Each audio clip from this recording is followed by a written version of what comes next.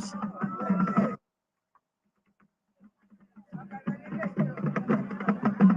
It's always been thought that violence and corruption during elections in Nigeria are homegrown problems, ones that Britain tried hard to prevent by bequeathing a system of fair and honest democracy before granting the country independence in 1960.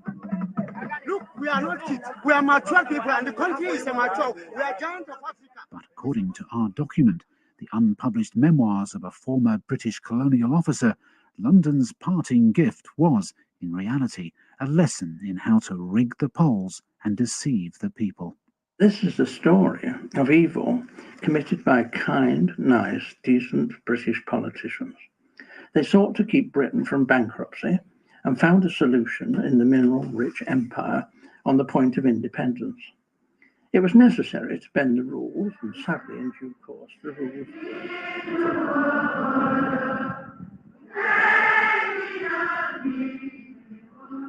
In 1956, Nigerian children sang to welcome the Queen as she toured some of their country's new democratic institutions. And in January 1960, on his way to South Africa to make his famous speech warning that a wind of change was blowing through the continent, the British Prime Minister, Harold Macmillan, stopped off in Lagos to give the Nigerian Parliament some pearls of wisdom from the world's longest-standing democracy. So long as we value the freedom of speech, freedom to express our opinions, I know of no better system than a fairly elected parliament for giving people the sort of government they want. Those who got in the way were innocent, like the colonial peoples, but both had to be dealt with quite harshly. Back in the 1950s, Harold Smith, an idealistic young Oxford graduate, was settling into life as a British colonial official in the Nigerian capital Lagos with his wife Carol and their young daughter. Important regional elections were to be held that year, followed by a national poll 3 years later, just ahead of independence. Harold had his part to play in the preparations, drawing up new laws aimed at ensuring that Britain left Nigeria an orderly and stable place. But his faith in the integrity of the project was soon to be shattered. In 1956, I was in Lagos on the staff of the Ministry of Labour when I received the secret file, which had a minute, which ordered me to get involved in the regional elections which were taking place. It told me to take all the vehicles of the Ministry of Labour, all the staff, the clerical staff, and as many senior staff as I could find, to act on behalf of the minister. And the chap was called Festus Akoti Igbo, and carry out the ministers, the appointing ministers' instructions, and get his party colleagues elected. Festus was a flamboyant political figure who'd been appointed Minister of Labour. He was also treasurer of one of Nigeria's main political parties, the NCNC, which had its power base in the east. Harold Smith says he was shocked to be asked to interfere in the election on behalf of the NCNC candidates, standing for seats in the minister's constituency. To have cars and trucks in the bush at all gave you tremendous prestige. All people had were bikes. If a fleet of vehicles with maybe 30 or 40 staff of clerks and administrators had suddenly descended, they'd have made a very big impact. As this was official, this was government stuff. Why did the British want you to help ensure that this man, or at least his colleagues, were elected? Because the plan was to put the North in government, in power. The elections were just to be fixed. A very serious accusation that Britain, which advertised its withdrawal from empire as a model of fairness and democracy, was allegedly rigging, or at the very least, giving advantage to a favoured party in the polls. Can such an allegation be substantiated? I took Mr. Smith's claims to the director of the Centre of African Studies at Oxford University, Professor David Anderson. In the 1950s, virtually all the British colonies were moving towards independence in Africa. and there were elections taking place everywhere. It would not be unfair to say that in almost every single colony, the British attempted to manipulate the result to their advantage. Indeed, it would be surprising if, as the colonial power, they'd not done so. At this time, Nigeria was divided into 3 regions, each with distinct and often conflicting tribal and cultural identities. Partition was a very real threat, and given their experiences in India, something the British were determined to avoid. Traditionally, the colonial power had enjoyed a close relationship with the largely Islamic north of Nigeria. This part of the country was more conservative and less developed than the rest. Here, the British operated a system of indirect rule, governing through the local emirs. Professor David Anderson. The north of Nigeria was not only largely Islamic, it was deeply conservative. And therefore, it was ideologically going to oppose the Pan-Africanism and internationalism that tended to mark southern politics in Nigeria. So for sure, the British saw the north as an important bulwark against what they might have termed unnecessary radicalism. And the fear of radical political ideas, in other words, communism, was key to British policy in Africa in the 1950s. Communism was thought of as a very serious threat in West Africa because the kind of socialism it fed upon in Africa was driven by massive poverty and very low levels of education. Therefore, British analysts at the time thought West African populations were vulnerable to communism. In order to ensure that, come independence, their interests would be represented by their conservative friends in the north, the British had virtually created and strongly backed a political party for the region, the NPC. But it could not hope to win enough votes nationally to win outright. So the British needed to ensure that they had the support of either the Eastern or Western parties. This would explain why Harold Smith claims he was ordered to divert resources to help candidates standing for the Party of the East, the NCNC, led by one of the founding fathers of Nigerian nationalism, Dr. Ezekwe, also known as Zik.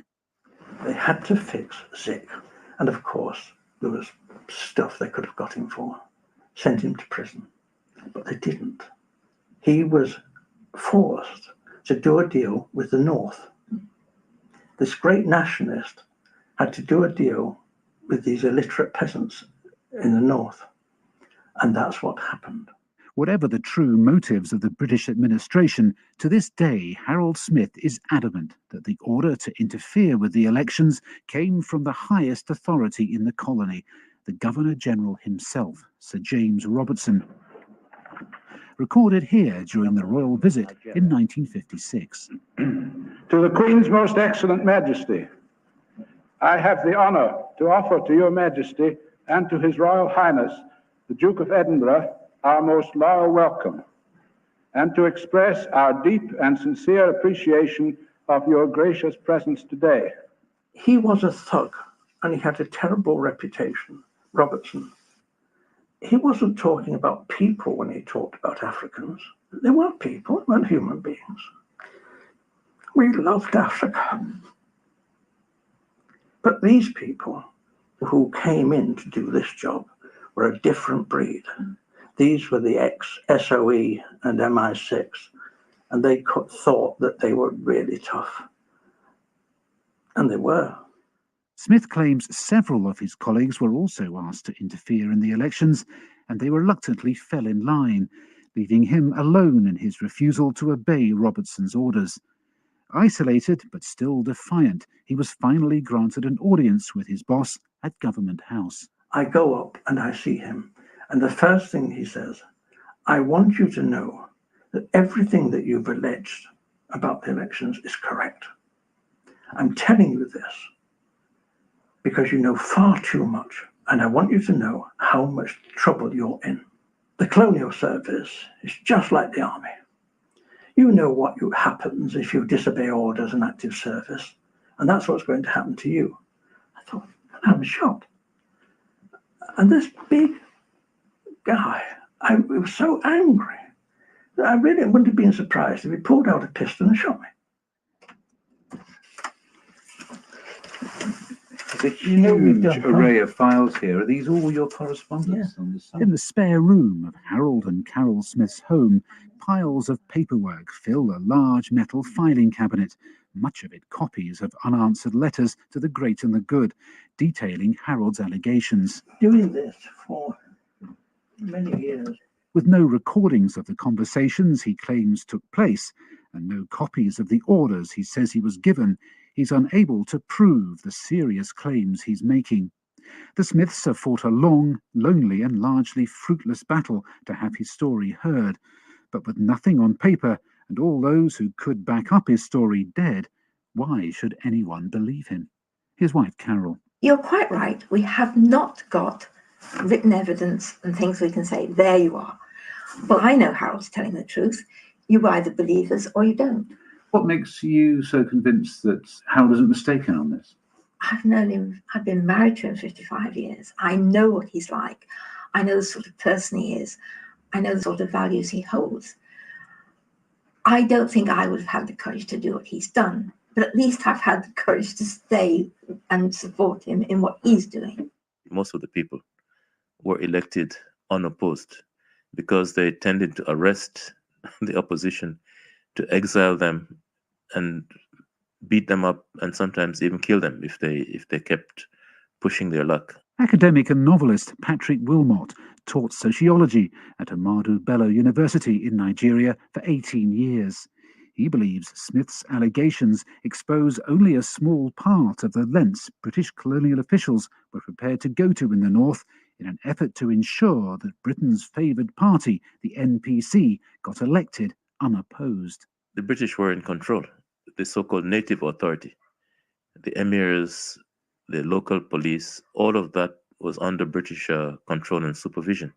These people, they could have been removed, they could have been stopped at any time, but they were actually encouraged because the British wanted to hand over to them and they wanted them to control the northern region, which was the most powerful region in the country.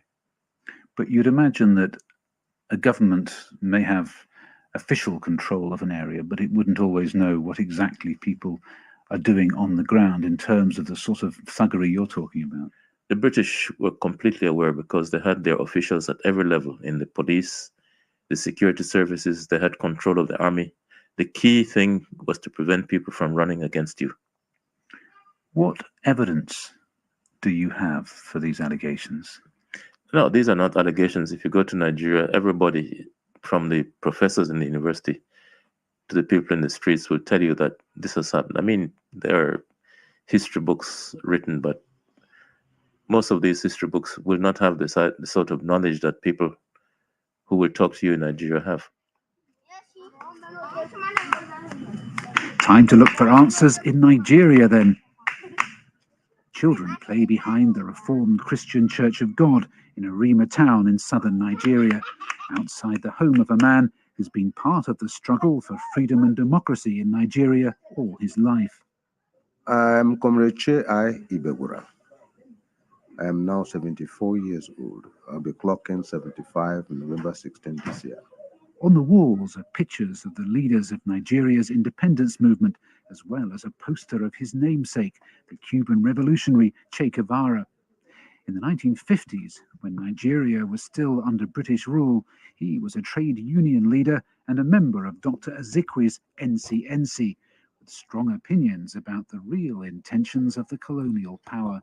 By 1956, I was 24 years old. So as at that time, I was an activist.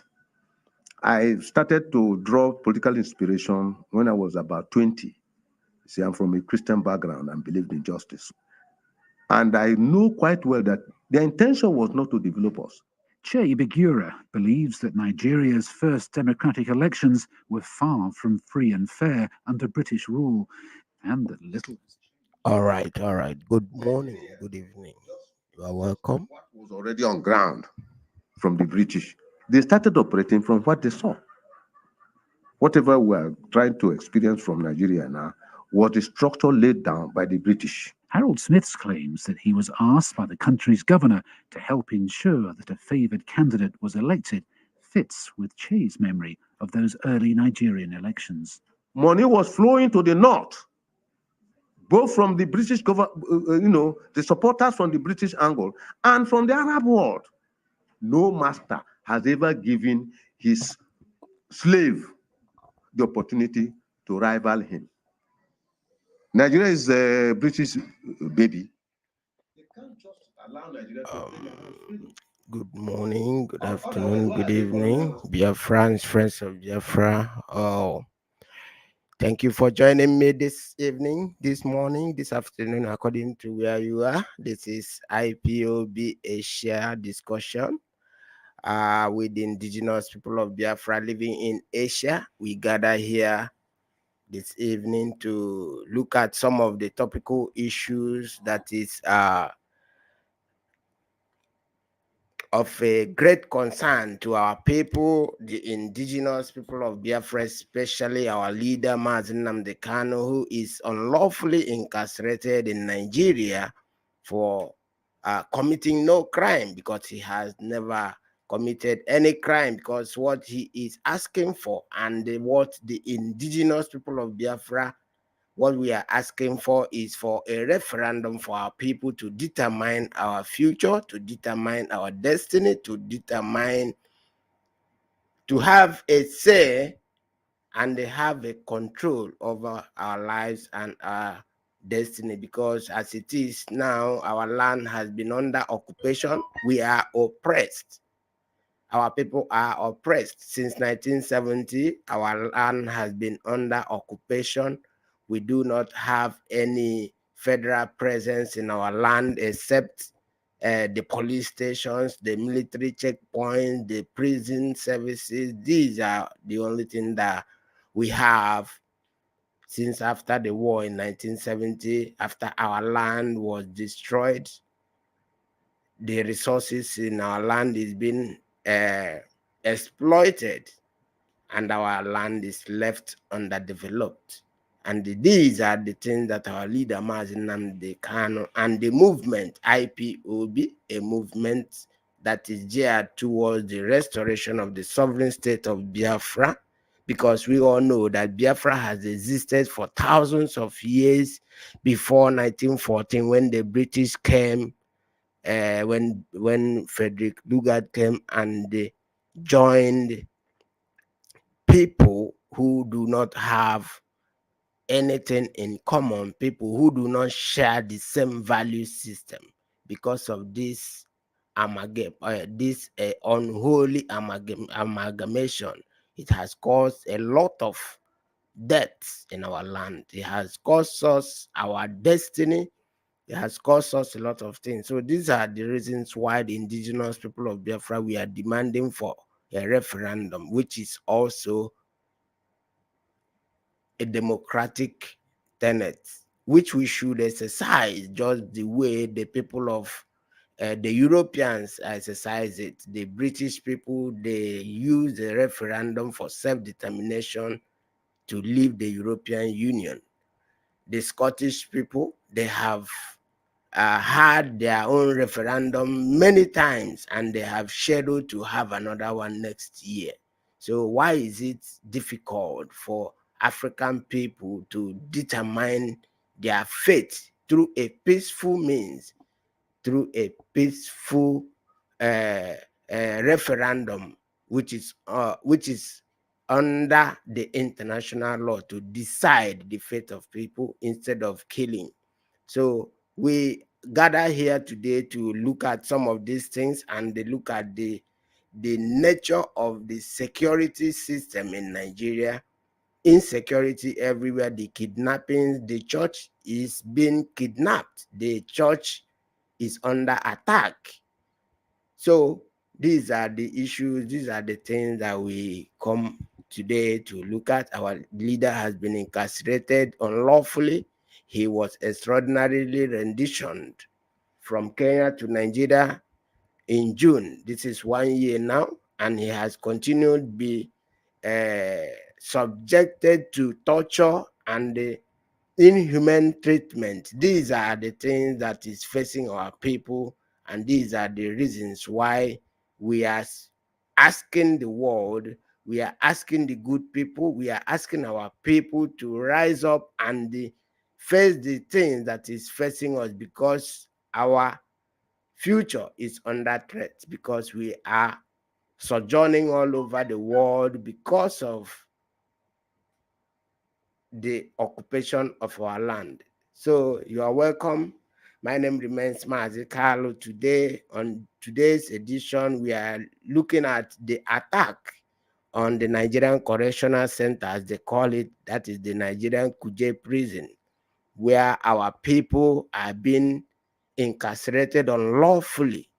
And if we look at what is going on in Nigeria, you know that this is the agenda of the Fulanis. The Fulanis, they want to fulfill their agenda of conquest. This conquest, which started in the year 1804 by their great-grandfather, Uthman Danfodio. So they have continued to advance this agenda in this 21st century. People may think that this is a propaganda, or people are just saying all these things, but we are seeing it happening.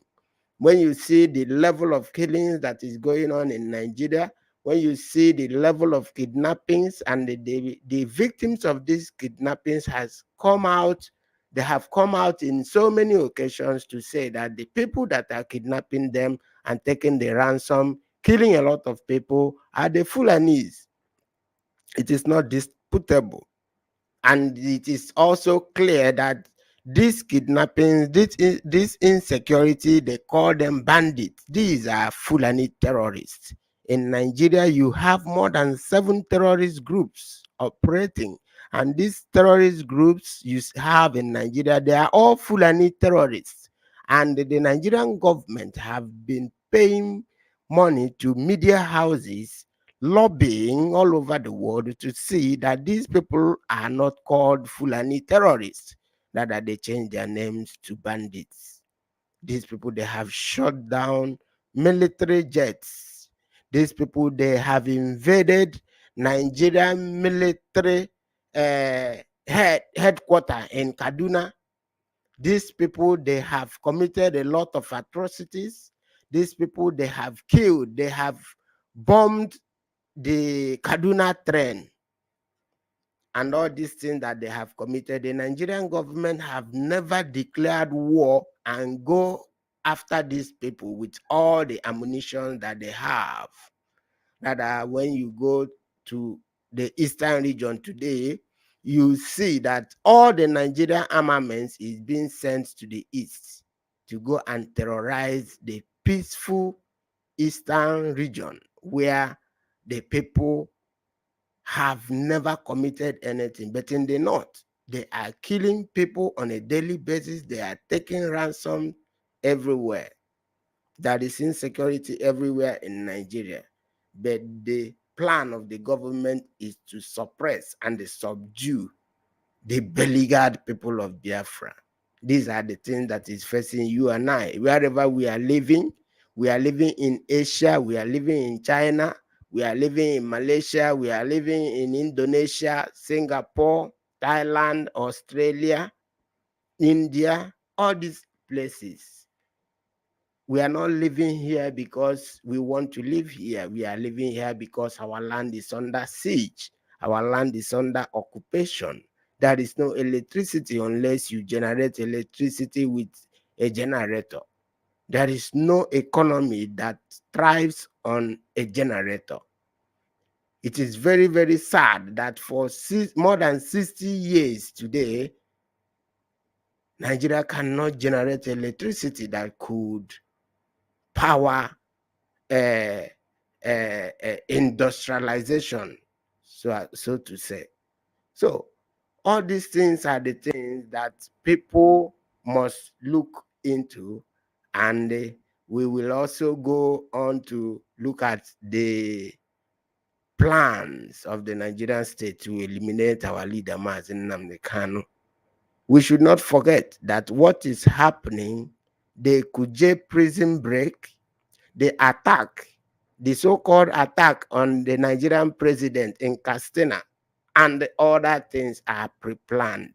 The Nigerian state, this is how they do their things, using the DSS, the unknown gunmen in the east has subsided now.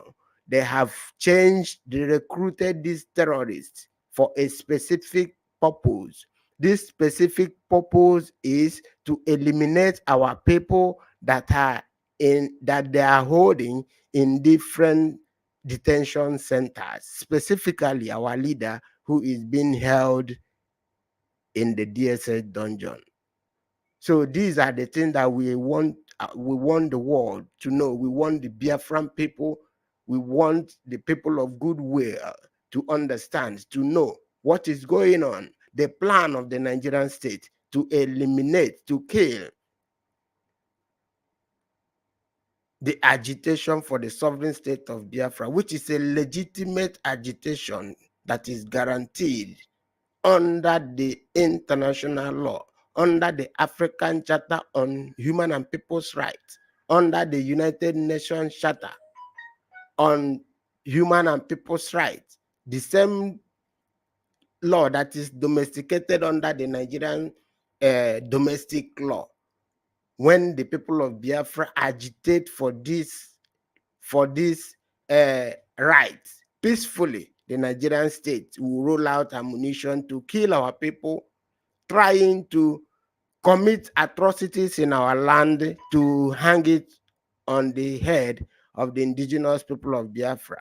So today is still the 8th day of July 2022. So we, from the IPOB Asia discussion class, we are here today to look at these things and also to look at how we are going to see the press release by the indigenous people of Biafra. So I'll be welcoming my brother, Mazi Ejike. I don't know if you can hear me. Can you hear me? Yeah, I can hear you. All right, you are welcome, Mazi. Welcome. On today's edition, we are trying to look at the level of insecurity in Nigeria, the safety of our leader, Mazi Kalu, who is incarcerated unlawfully, who has been kept under a solitary confinement by the Nigerian state for 1 year and now, simply for asking for self-determination. Self-determination is a guaranteed right.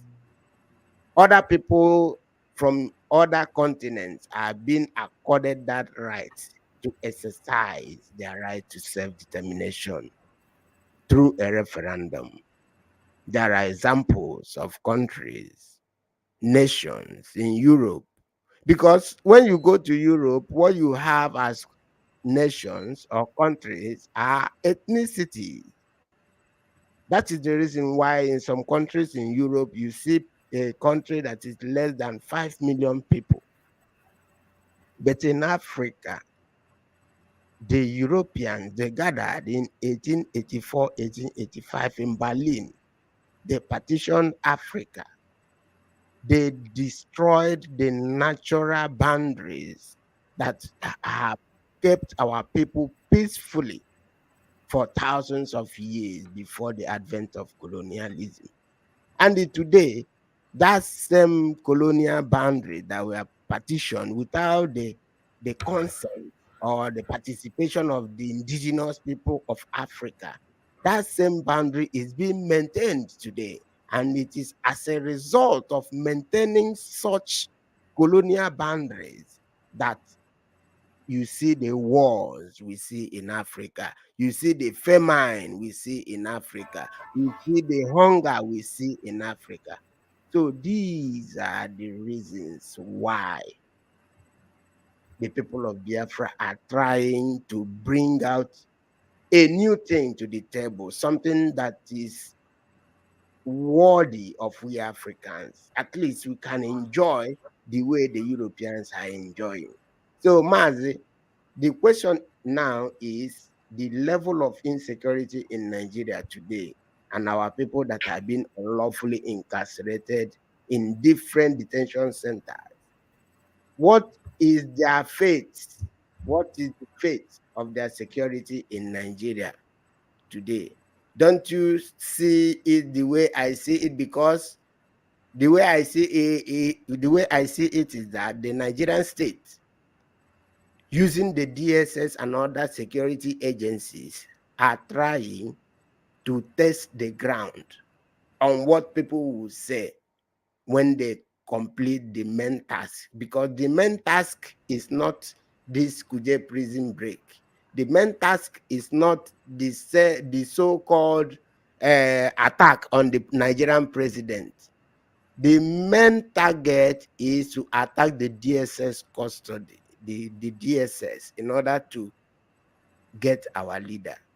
What do you see in this before we go to read the press release? Yeah, I greet all Biafrans.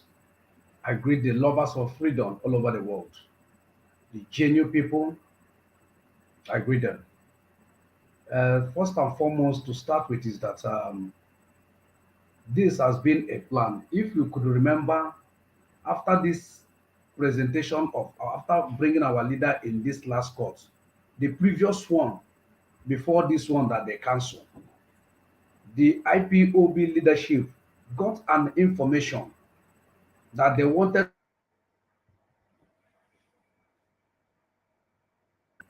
that very day. So when the IPOB do their press release, so Nigerian government now had it and do what? And cancel that court date. They now know that the IPOB leadership and their and their secret agent know what is going on. They now cancel the date of that court. If you can remember, the date were cancelled. The sitting, the court did not sit again. Coming to our people, that you see DSS arresting every day without anything, without any provocation. Was they see in the road, they arrest. It's not the work of DSS to arrest people. People is their job is the police. Those that were, this is secret agents that work with governments. Those arrests, you see them arresting individuals.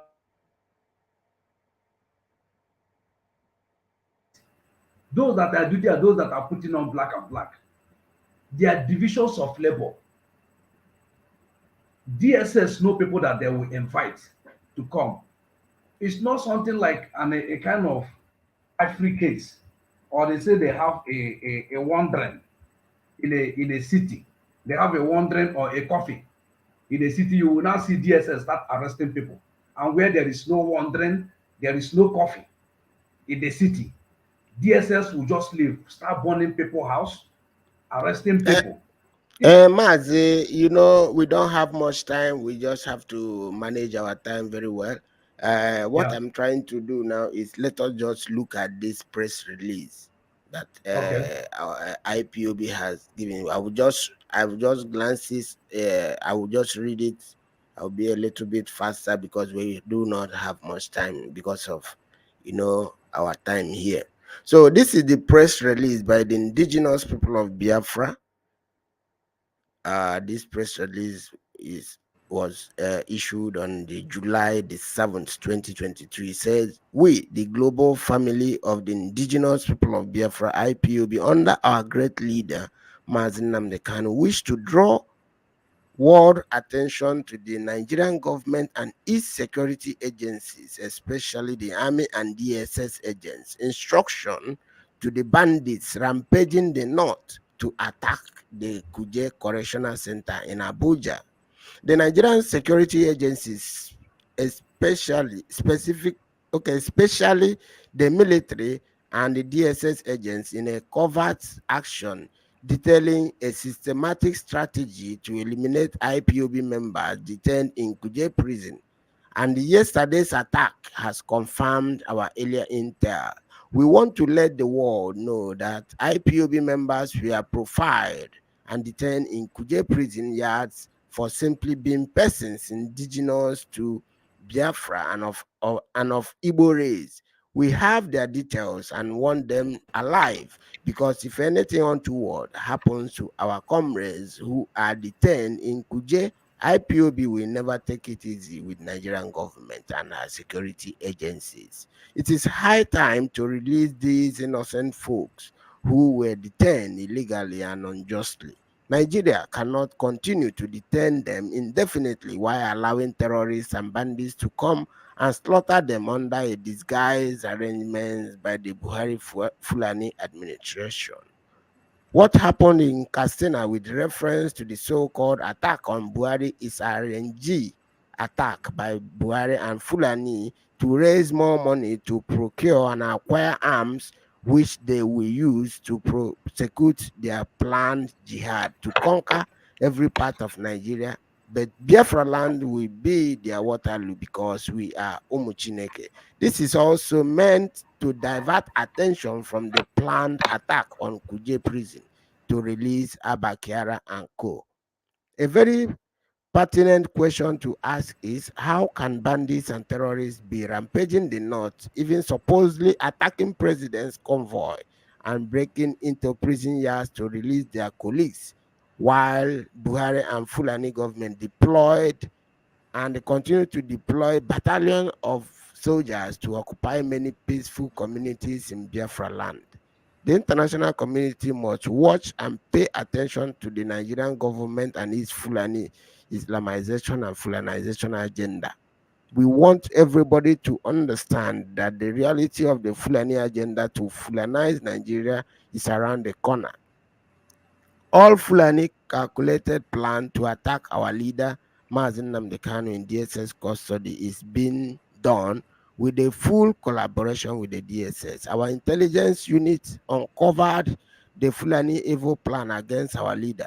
We are therefore demanding that our leader, Mazi Kanu, be transferred immediately to a prison in eastern region for his safety, because if anything untoward happens to him, Nigeria will see and feel total and consuming madness. Even after the Biafran nation's freedom is fully achieved, they will never have peace.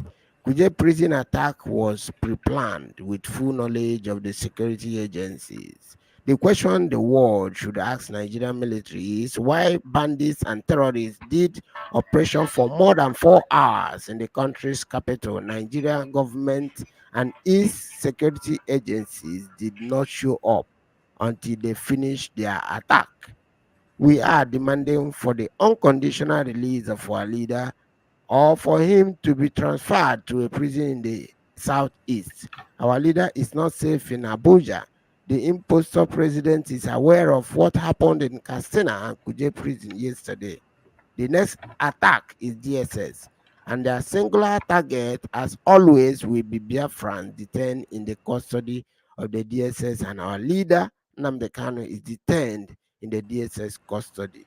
Detention of our great leader, Mazi Nnamdi Kanu, in DSS custody has assumed a very dangerous stage. This is in view of the ongoing secret meetings between the security agencies, especially DSS, of which one of the outcomes was the mobilization of the bandits for a make-believe attack on DSS facility. We call on the civilized countries in the world, especially UK government, US government, EU, German government, Israeli government, Russian government, Canadian government, France government, and other reputable human rights institutions across the world to prevail on Nigerian government and her compromised security agencies to release our leader, Mazi Nnamdi Kanu, from DSS custody on hot.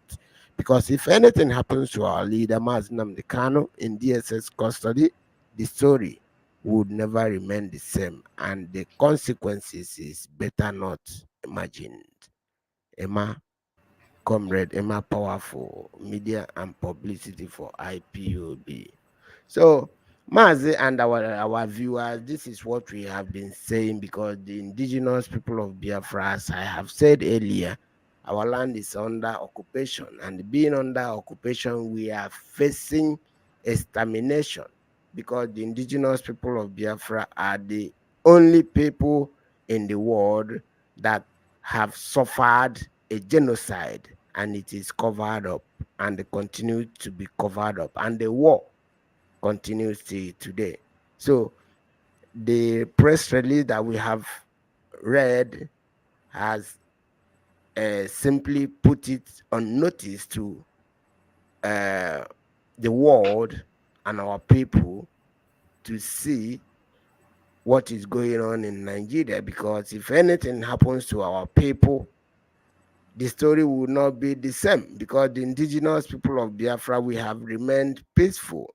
The Nigerian government has been doing everything within their power, spending a lot of money, trying to see if they could draw the indigenous people of Biafra into an armed struggle or into violence. But the people of Biafra, the indigenous people of Biafra, we have no reasons to be violent or resorting to wars, because we have the laws guaranteeing our request. We have every conventions, every treaties. There has never been any court with competent jurisdiction that have found any IPOB family member guilty of any crime since this movement started. So because of this, there is no point for the indigenous people of Biafra to resort to violence. But as it stands, the Fulani are fulfilling their own agenda. And that agenda they are fulfilling, they are trying to kill our people.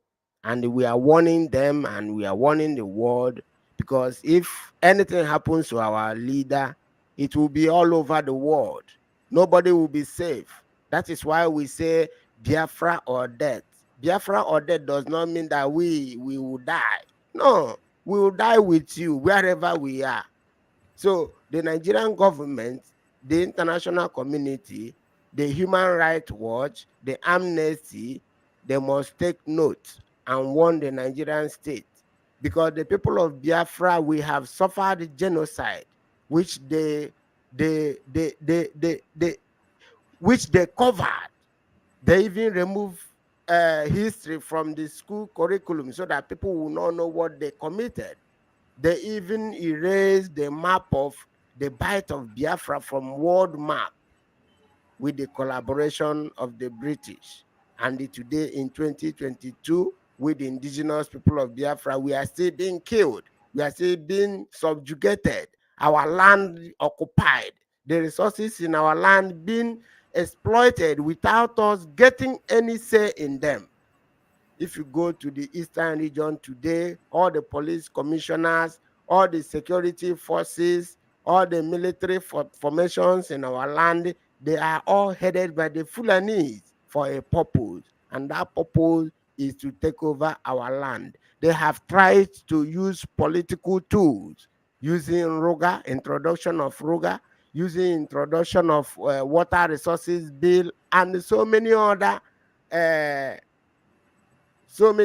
disguised policies of conquest. And today, since they couldn't achieve their aim through those political maneuvers, they have now called all the Fulanese from all over Africa to converge in Nigeria and take over the land that belongs, according to them, that belongs to their great-grandfather. If we could remember, some few weeks ago, the Fulanese from all over the world, they gathered in Abuja and they made a meeting. And who knows what their meetings are?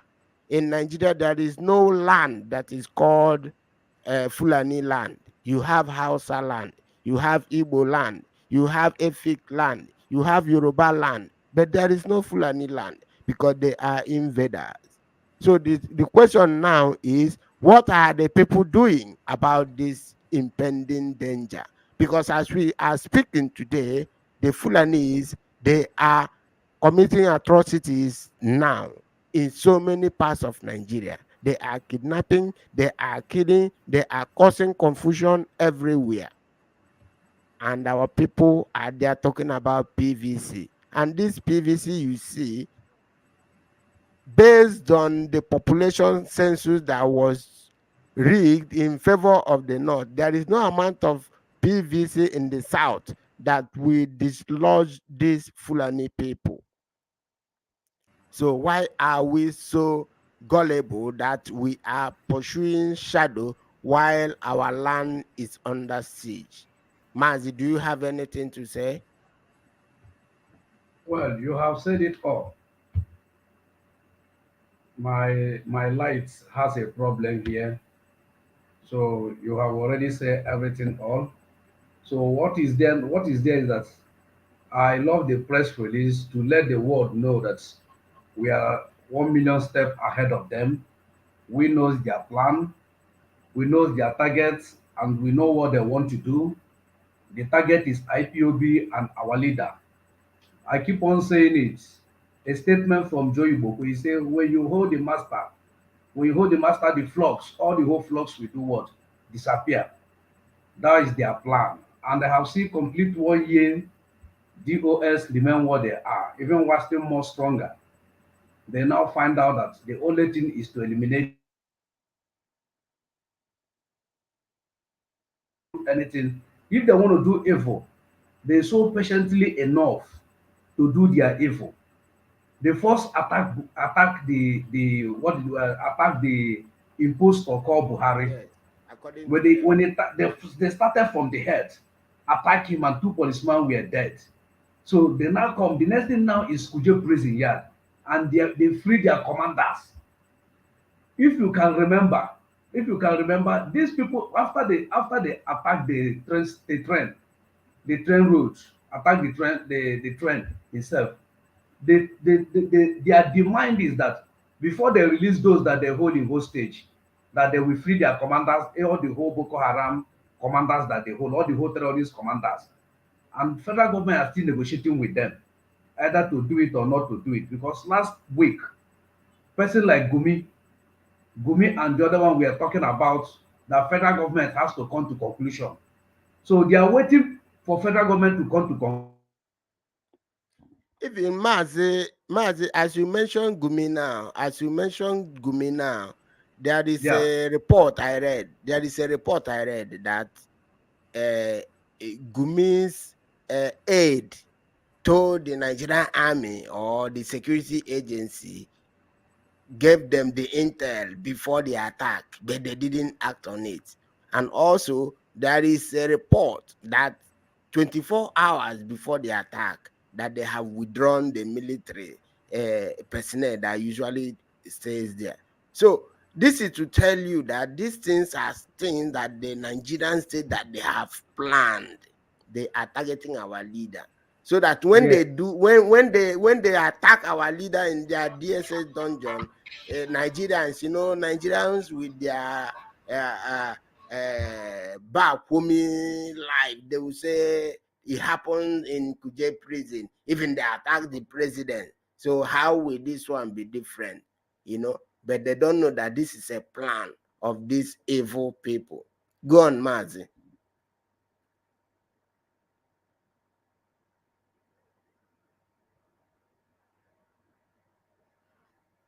Can you hear me? Yes, I can hear you. This thing, I can hear you well.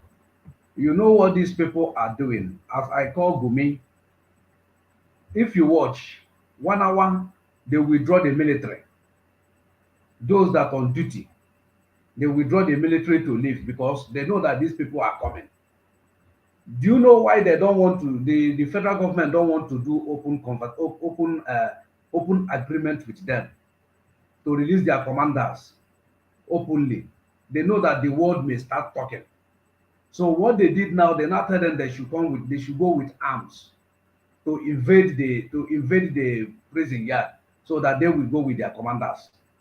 Because the work of those commanders, what they will do for them is at hand. Is at hand because if you listen to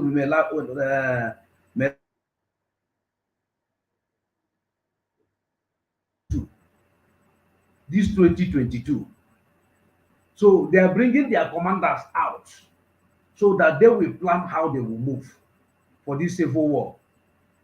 So So target is from all this thing, that is to say that the civil war that they want to start in Nigeria, they want to use our leader to start it.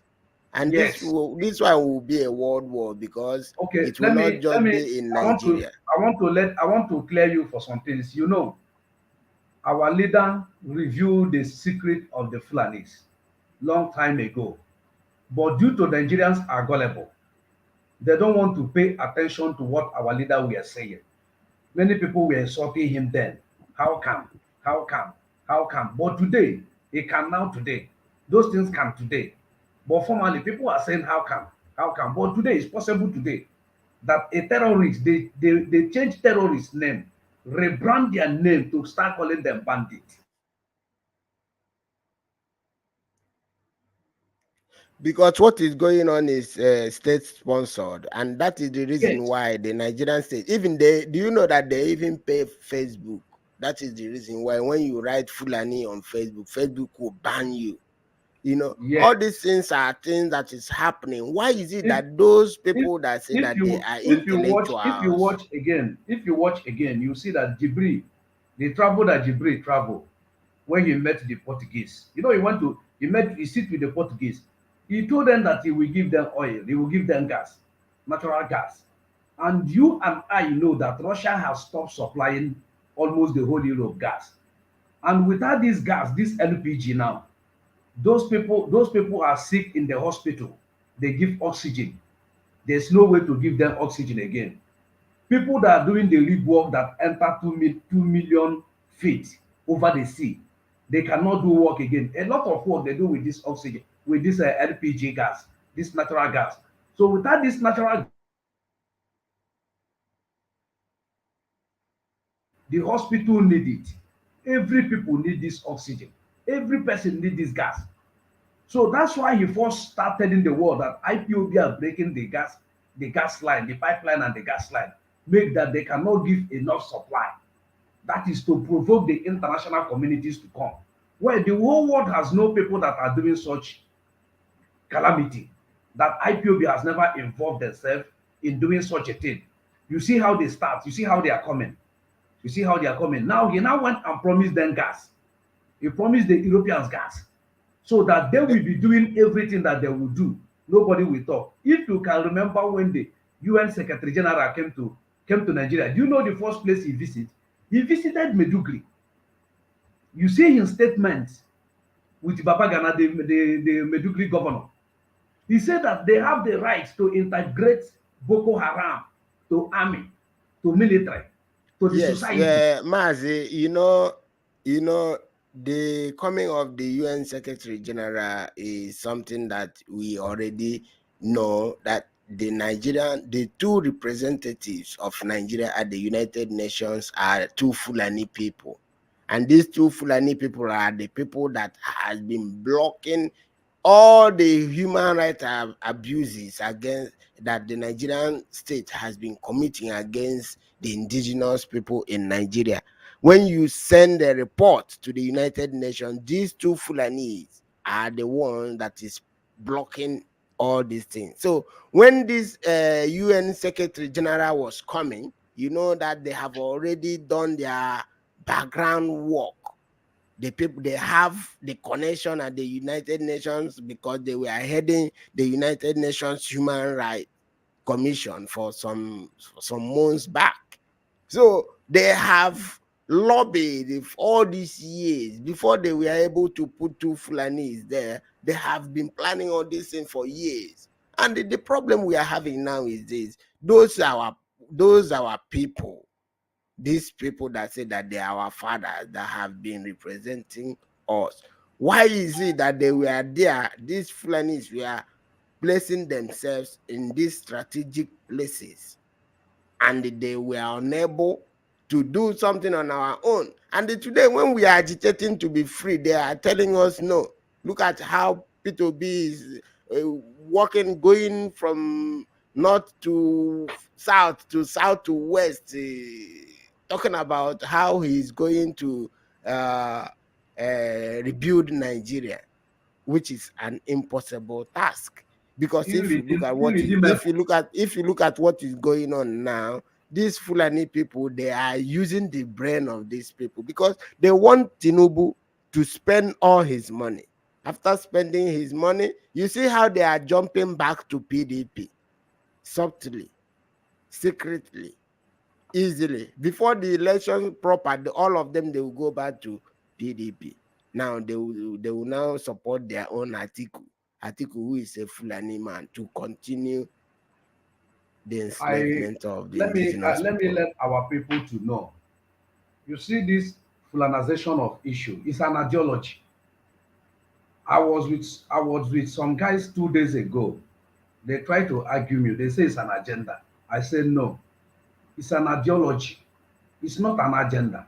If it's agenda, they could have stopped it all these days, all these years, from 1804 No, to but 1808. something that is an ideology can also be an agenda, because It's your similar. agenda is the same thing. It's an ideology, It's similar. and also it is their agenda. So they are not wrong. Go on. No, do you know why I say it's ideology? Because most of them were born on it. Yes, it is They were, ideology. eh? Yeah, it is Yes, they were ideology. born on it. This jihad war, most of Yeah, them were born on it. They were it's not. an They were not ideology yet of born. conquest.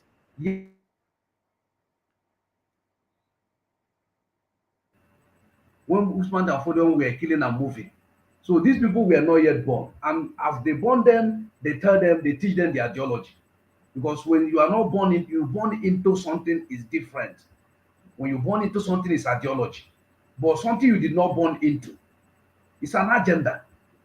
It's an agenda. So these present Mazi, people, before we conclude, because we are running out of time very well, so let us just conclude for some time. Now, my point and the question I'm asking is this: since we are facing this threat as a college, as a people, because what we are facing, all of us, we are facing it wherever you are, all over the world. We are facing the same thing, and those are people that we left at home. They all are facing the same thing.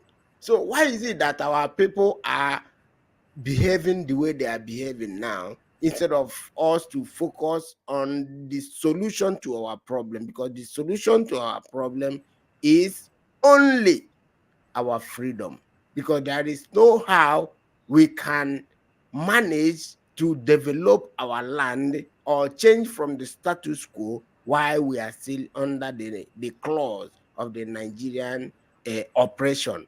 So why is it that our people are not reasoning properly to see that we must get out of this place? Rather, some of us, they see people talking about this freedom as people who are useless or people who are jobless. Why is that?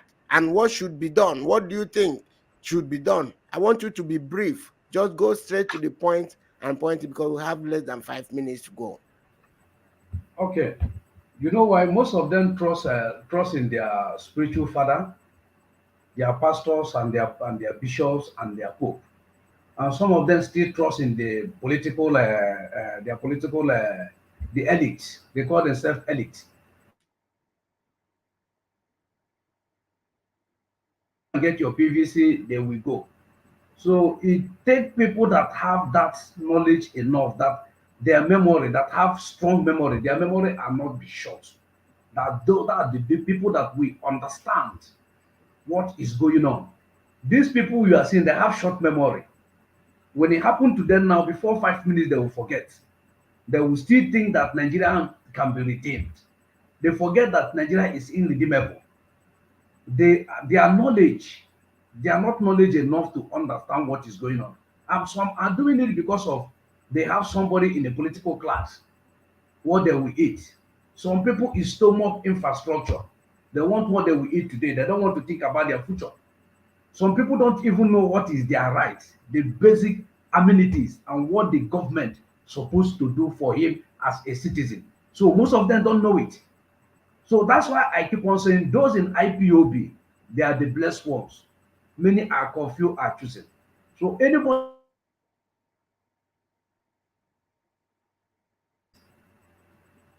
is blessed. So that's the way I conclude it.